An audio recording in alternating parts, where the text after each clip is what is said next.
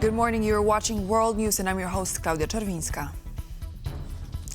In Ukraine, 3 people have been killed and at least 2 others injured after a Russian airstrike hit the Kharkiv region on Thursday evening, according to local authorities.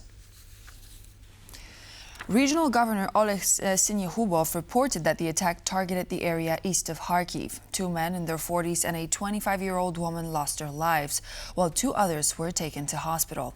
According to officials, the victims were carrying out road repairs when the strike occurred. Kharkiv, Ukraine's second-largest city, has been the focus of repeated Russian air assaults as well as disinformation campaigns designed to force residents to flee. Analysts at the U.S.-based Institute for the Study of War say continued Western military aid, especially advanced air defense systems, are crucial to protect the region from further strikes. President Donald Trump confirmed he plans to speak with Vladimir Putin soon and admitted that despite setting what he called 7 wars, the Russia-Ukraine conflict has proven the toughest challenge. Trump pointed to a record battlefield death, saying the scale of losses is unlike anything seen since World War II. I will be. We're having a very good dialogue. I settled 7 wars.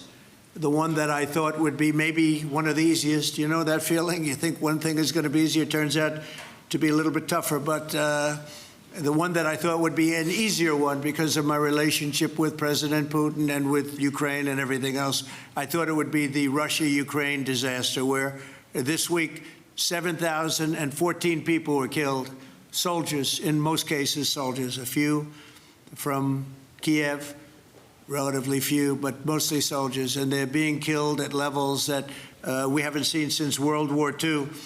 And they're not American, they're not from any of the countries that some of you are from, but they're people, they're souls, and we'll get it done. But that's turned out to be the most difficult of the group. The most crucial security guarantee for Ukraine is strengthening and rebuilding its military. That's the message from the so-called Coalition of the Willing meeting, with leaders from across Europe coming together in Paris to map out Kyiv's post-ceasefire future. Details on security guarantees for Ukraine. That was the main goal of the Coalition of the Willing summit in Paris on Thursday. Making sure Ukraine is able to deter Russia will be the coalition's top priority.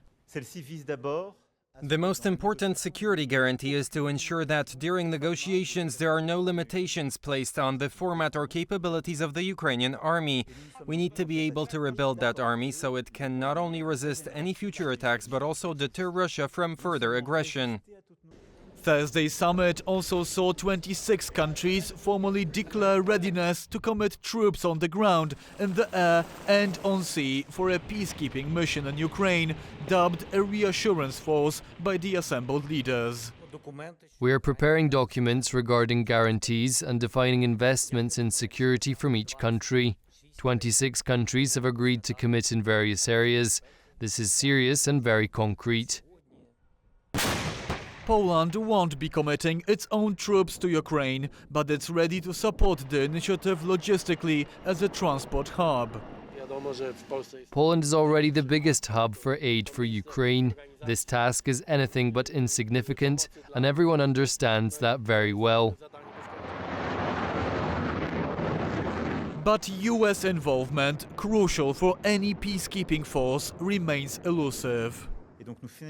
We are finalizing American support in the coming days. We have also decided to coordinate our actions on both primary and secondary sanctions to be more effective in halting Russia's war effort. That decision is also the result of the discussion we just had with President Trump.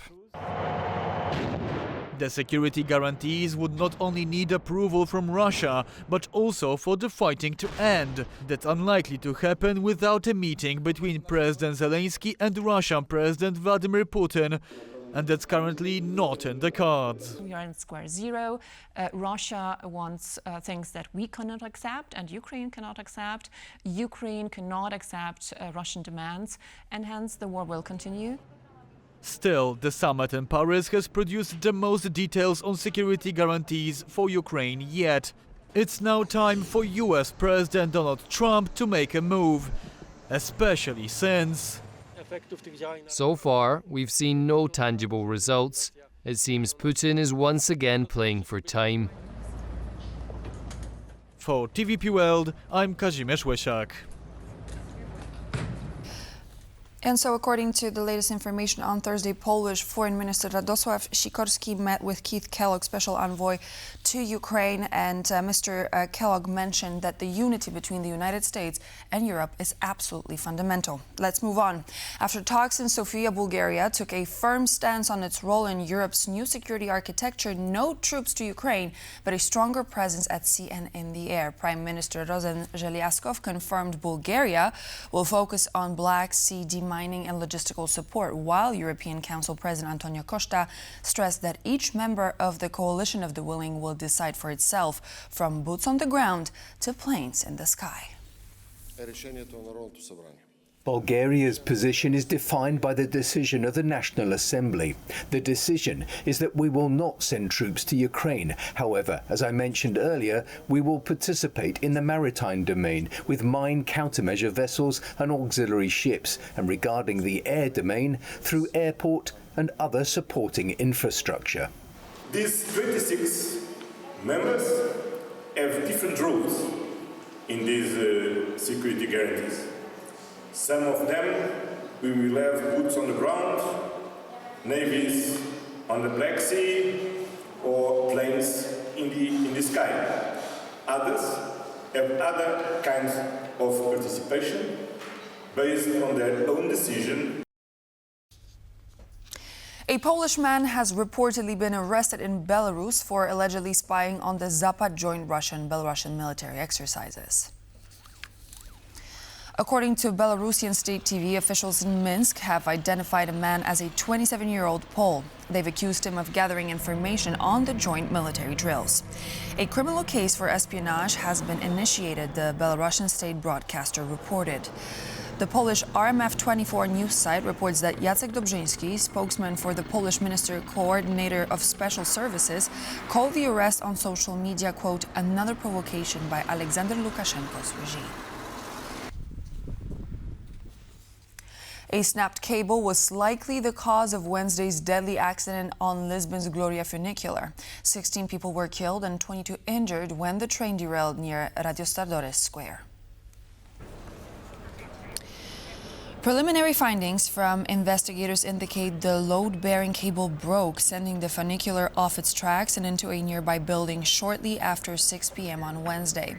Sources cited by the Polish press agency confirmed the rupture at the site of the accident. The former head of Portugal's Chamber of Engineers also pointed to the broken traction cable, stressing that a full investigation is needed. Since the crash, technical teams have been securing the area and gathering evidence. On Thursday evening, Keris, the transport company operating the Gloria line, announced its own internal inquiry into the cause of the disaster. Poland looks set to be invited to next year's high-powered G20 summit in the United States. Warsaw has been pushing for full membership after joining the so-called economic trillion-dollar club this week.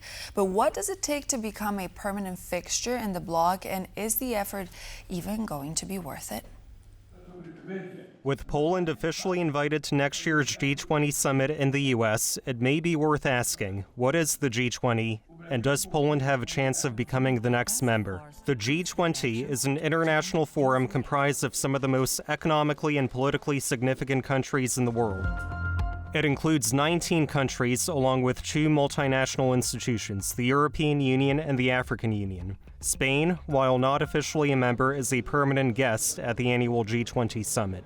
The countries making up the G20 represent 85% of global GDP, 75% of global trade, and nearly 80% of the world's population when including the EU and the AU. At first, the G20 focused strictly on economic matters, but its scope has since expanded to include matters of governance, health, education, trade, sustainable development, and the global energy transition. Could Poland become the next member state? Unless you kick out another member, it's hard to find room for another permanent member. What is possible, though, is probably a top ambition of Poland to become a permanent guest such a status is enjoyed by Spain. And would joining the G20 actually benefit Poland? The world is interconnected, and being part of a network, of a powerful network, means that you are recognized in a prestigious circle as an important player. And it enables skillful diplomacy to use such an asset to communicate our interest in yet another forum. Since the G20 brings together such a wide range of countries that often compete with one another on the world stage, China, Russia, and the United States are all members, after all, it hasn't been easy to reach a consensus on pressing global issues. With deadlock being a frequent outcome of the G20 meetings, is the forum even effective? I think it's a formidable consultative body for major global initiatives, but I can't recall one instance when it meant on its own something more than a conversation club. Poland's entry into the G20 could give it a greater voice among the world's biggest power players. But with its history of impasse among member countries, accession to the group could prove to be more symbolic than strategic. For TVP World, I'm Maciej Wilowski. It's not every day that Polish and Japanese cultures sit side by side, but at a major expo in Osaka, centuries-old Slavic music and dance traditions are ensuring Poland's influence is making a multi-sensory splash. There are only a few weeks left to visit Osaka Expo 2025, but the Polish exhibition continues to roll out its jam-packed cultural program. Peasants' dance, a multi-sensory performance inspired by Władysław Reymon's Nobel Prize-winning novel *The Peasants*, had its international premiere at Osaka's renowned Sankei Hall Breeze on Thursday.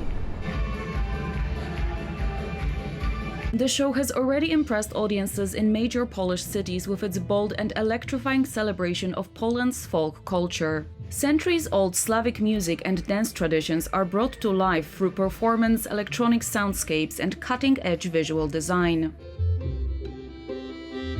The show was created by Hugh Welshman, director of the acclaimed 2023 movie *The Peasants*, and Łukasz Rostkowski, who composed the movie's soundtrack. After the movie, they were super excited about the fact that all the people around the world, and especially in Poland, they loved the music from the movie, and they wanted to present something new, something fresh, something Polish. That's why they created it, and now we are trying to show it to the world. Just hours before the show's Japanese premiere, another snippet of Polish culture appeared on the streets of Osaka. Tucked away on the sides of the Nishikujo station, a mural by Japanese painter Hitch reimagines the Indian summer, a famous landscape by Polish painter Józef Chełmoński. The original painting was so perfect, with perfect composition and color, that I wondered if I could recreate it. I took Chełmoński's original painting and added my own style, aiming to create an artwork that would make passers-by notice the beauty of Poland when they saw it. Today's event is a kind of compilation, but also a great celebration. We hope that it will illustrate to all visitors of the Polish pavilion and the guests of this expo event that Poland is a country of extraordinarily creative people who are able to beautifully present their culture's most precious elements. Today's events were just the beginning of the Polish Culture Week, which also includes a Polish Jazz Festival, Polish Museum Day, and various celebrations of Polish literature. From Osaka, Gabriela Fesnak. And with that lovely cultural report from Osaka, we end our news broadcast. Thank you very much for joining. I'm Klaudia Czerwińska, and I hope to see you back here in just a moment.